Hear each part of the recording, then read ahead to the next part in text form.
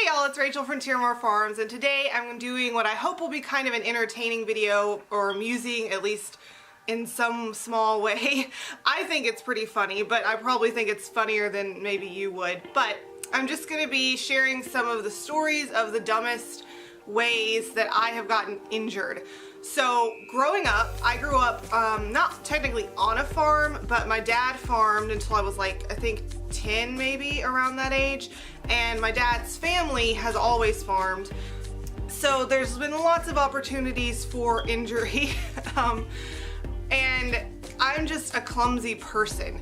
So it doesn't take very much for me to be injured. I'm that person who constantly has bruises and scratches that she doesn't remember where they came from, and I'm always dropping things. I've broken so many cell phones, I've broken cameras, I break dishes and glasses just because I just drop stuff all the time. But anyway, I wanted to just talk about some of the main ways that I've injured myself that were kind of silly over the years, whether they involved the farm or not. So as a kid, there were always the normal injuries like stepping on bees because I ran around barefoot all the time. I still do. Disturbing wasp nest, falling off my bike, scraping my knees on gravel, falling off my pony, you know, just little stuff like that that's pretty normal for any kid who plays outside a lot and lives in the country and stuff like that. But there were also other injuries that are kind of maybe not as normal for children or anyone. And it's so funny, my mom will tell stories about how like she would get calls at work asking like, has Rachel had her tetanus shot? And Rachel got bit by fire ants, do you think we should give her Benadryl? At one time, just to sidetrack for a second, she also got called by my dad and he said, I stabbed myself, because he was trying to work on the hay baler.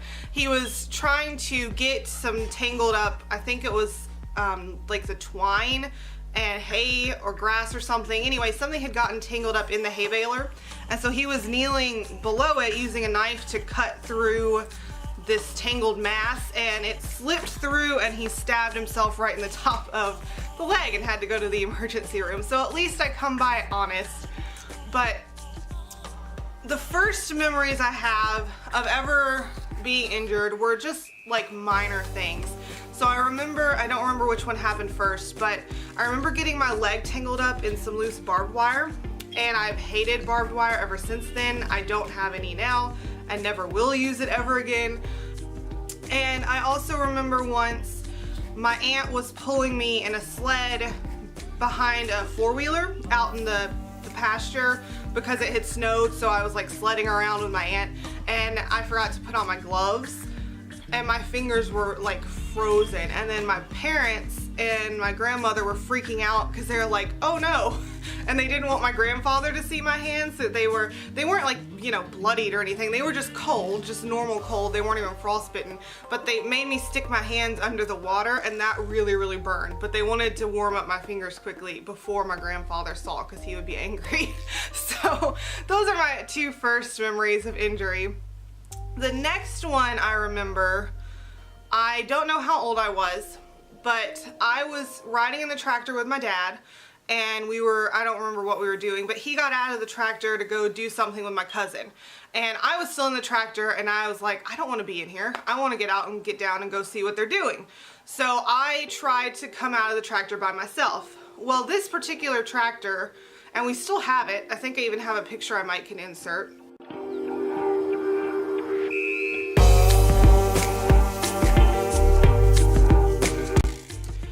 But this particular tractor had a hydraulic door. So what that means is that basically if you open the door and you're not holding it, it's gonna swing back really fast and hard because of the hydraulics. And me being a little kid, I didn't know that you're supposed to climb out of a tractor facing the tractor, not facing away from it, first of all. So I didn't know that, I wasn't doing that, and I didn't know that the door was gonna swing back. So I was climbing out, and I had pushed the door open, but I wasn't holding it, so the door swung back and hit me square in the face. And I remember like blood was everywhere. My cousin had to give me his t-shirt. My dad was freaking out, and they had to take me to the dentist because the door had hit my mouth. so hard that it actually pushed back my front teeth. And they were like grayed out a little while after that, but thankfully they didn't get knocked completely out. It didn't kill the root or anything. It just kind of slammed them back a little bit. One of the worst injuries I ever had was breaking my arm. I broke my right, it was technically like my wrist, part of my wrist I think, and it wasn't a major break, but that time I was just running at church.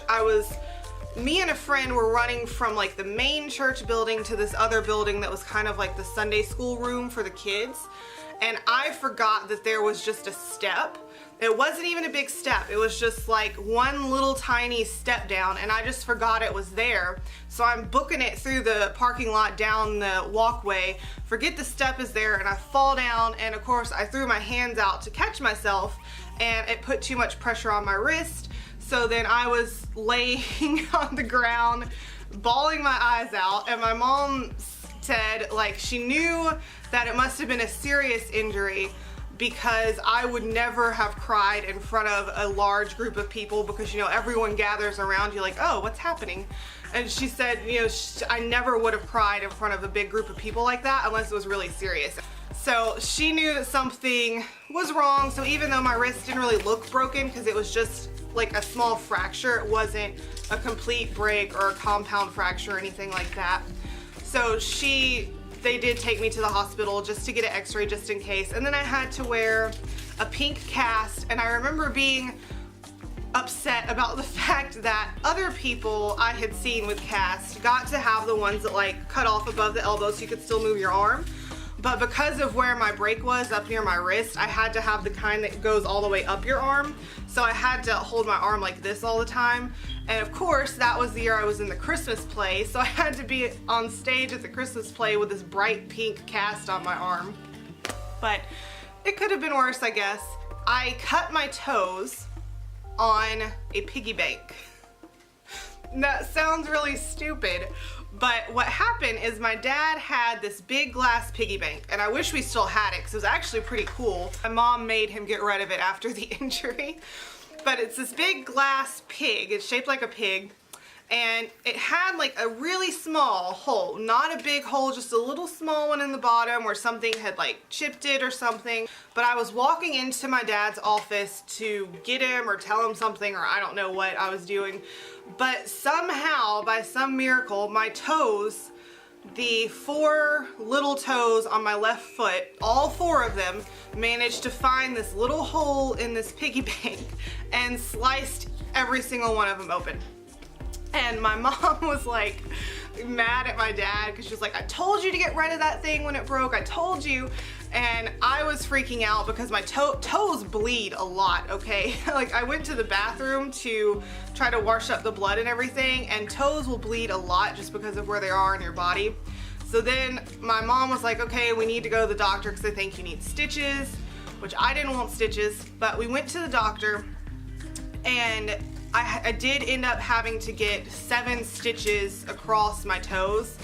And I found out later that actually the doctor had told my mom that it would probably be okay with steri strips, but stitches would heal better. And I was so mad at her that she made me get the stitches instead of the steri strips.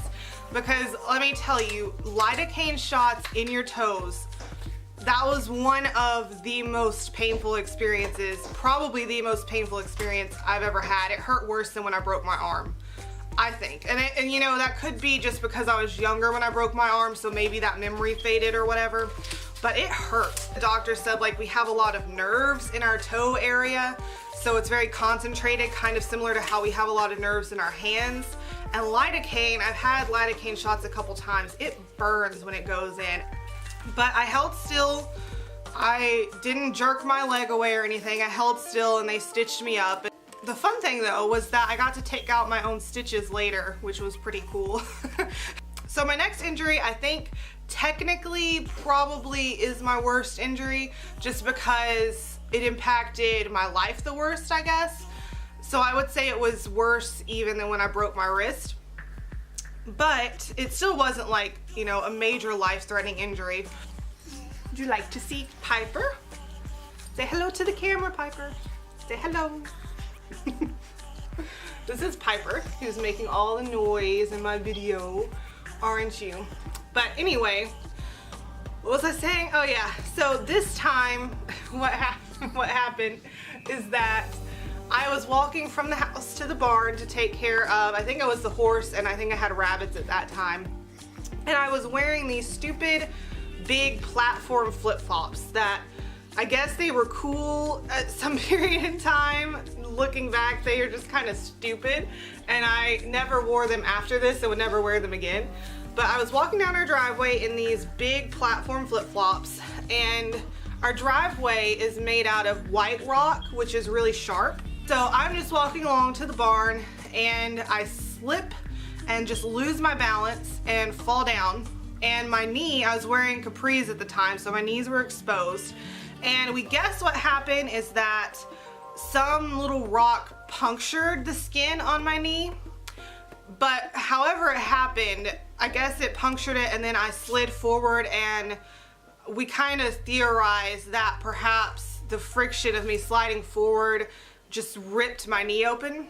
So I had a huge gaping gash in my knee to the point that you could see like multiple layers of things that you shouldn't be able to see. Like my mom calls it the chicken fat layer. You could see the chicken fat layer in my knee. I was freaking out because I thought like it looked bad, and I wish I had a picture of my knee before they stitched it, but I don't. I only have a picture of it after they stitched it, which I'll put in now.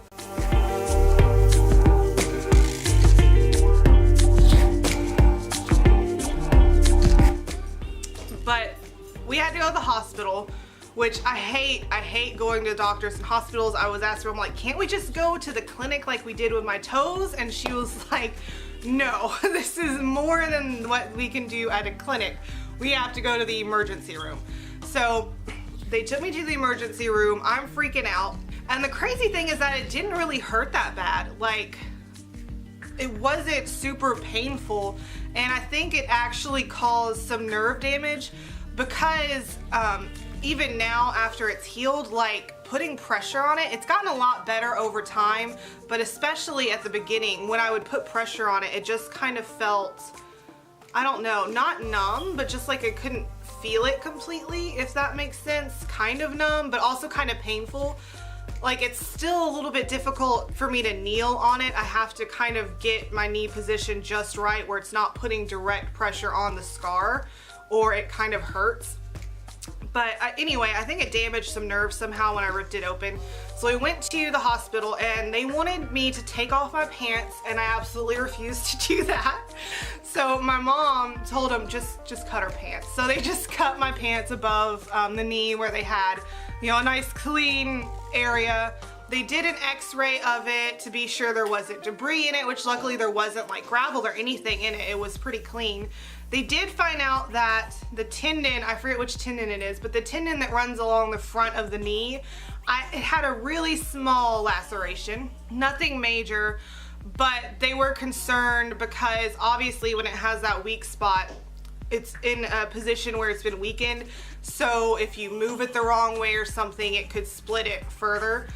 So they cleaned it up. I had to have some internal stitches, and then I had to have external stitches, and of course I had to have the lidocaine shots and all that. They didn't hurt as bad on my knee though as they did on my toes, but lidocaine still really stings. But it's kind of ironic, I guess, that medicine that numbs your nerves actually hurts really bad going in. You'd think it wouldn't, you'd think it'd like numb it immediately, but it doesn't. So overall, I had to have a total of 18 stitches on my knee, including the internal and the external stitches. And unfortunately, they didn't let me take out the stitches myself on my knee because it was this long ordeal. I had to have a knee brace and crutches because obviously I couldn't bend my knee, because if I bent it, it would have popped out the stitches. So I had to have the brace to keep my knee still. And I remember like the next day, I was sleeping in the living room on an air mattress so that I didn't have to try to get in and out of bed, and I didn't have as far to walk in the house and all that. And I was trying to go to the bathroom, and I stepped on the stupid carpet tacks that were at the edge of the carpet there going into the bathroom, and I hate carpet because I hate carpet tacks.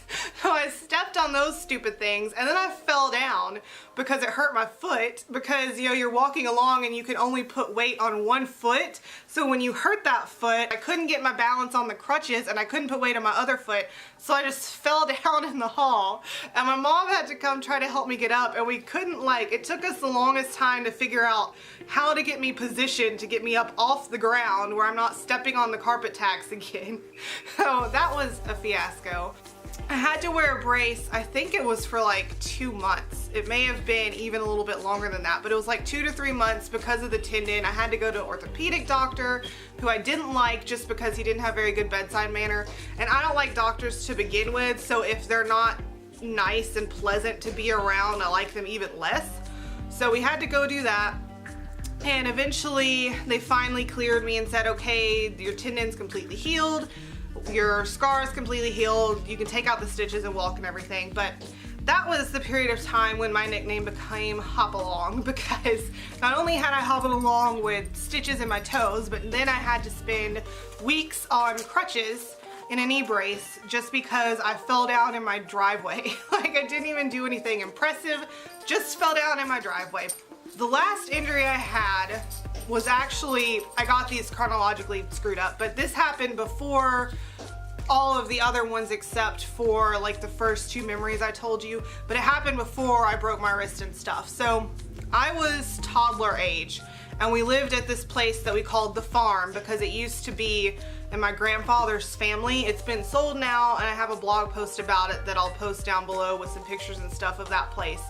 But we were living there and I was just playing around on the porch. And at this time, my mom had her horse and she had 2 goats, 2 La Mancha goats.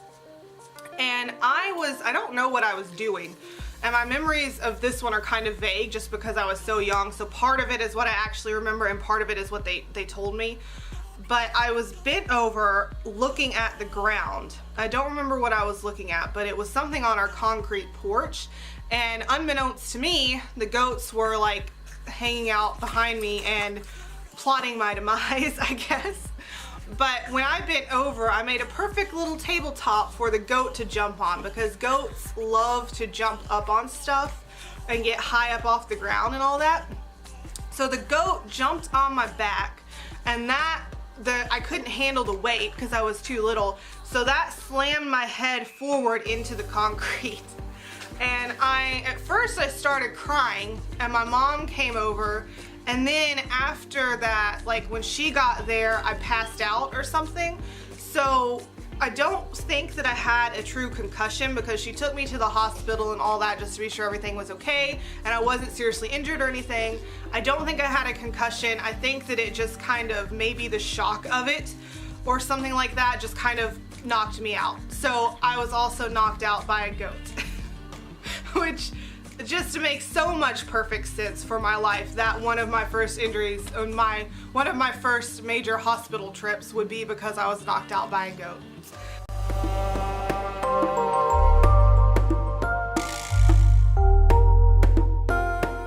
But that's just some of the funny ways, I guess, that I've been injured.